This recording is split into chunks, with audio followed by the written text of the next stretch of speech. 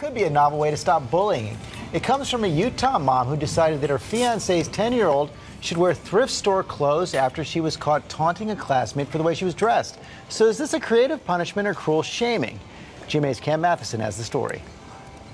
10-year-old Kaylee Lindstrom is a self-proclaimed fourth-grade fashionista. To make this one more pretty. But when her parents received word from school that she was teasing a fellow student about her clothes, we were just shocked. They decided Kaylee needed to take a walk in that girl's shoes. She said, "You're ugly, you dress sleazy, you're mean." She needed to know how inappropriate she was behaving. So her stepmother, Allie, took her on a shopping spree at a local thrift store. I would say, "Kaylee, find the ugliest dress you can find." And she would pick stuff out and she would hold it up and she would say, "Mom, look at this thing. It is the ugliest thing I've ever seen." And I'd say, "Oh, yeah, put that in the cart." Kaylee had no idea those so-called ugly clothes would be for her. The next day, Kaylee's parents forced her to wear the outfits to school. So she went to school, and what did they do? They teased her. For 2 days, Kaylee endured criticism from her classmates. We really think if you felt how this little girl feels, you might have a little empathy for her. So what was it like wearing them to school? Terrible.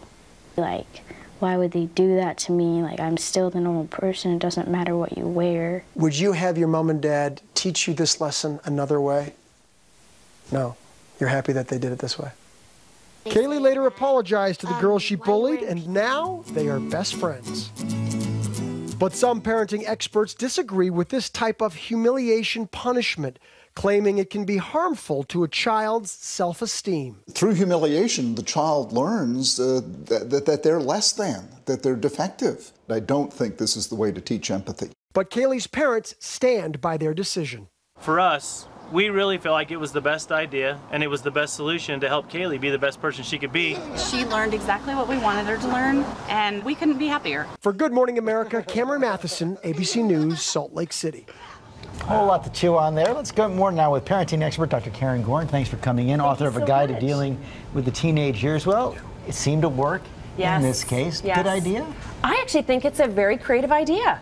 So here's a stepmom. She's very concerned her stepdaughter is bullying another child. She, is trying to figure out a kind of creative consequence. And what I like about it is that, the traditional thing is a consequence where you actually take something away. What I like about with what she did is she created an experiential lesson to teach empathy. Like, empathy is about getting a child to put themselves in the shoes of somebody else. And so here the mom kind of came up with this creative idea, and it totally worked. I think it's very creative. It did work here, but you could also imagine a situation where, the same set of facts, and the other kids in the class end up blaming the girl for what happened. Yes, and you know what I find really interesting? When I speak across North America, what I find is there's so many parents that are afraid to have consequences with what is going to happen afterwards.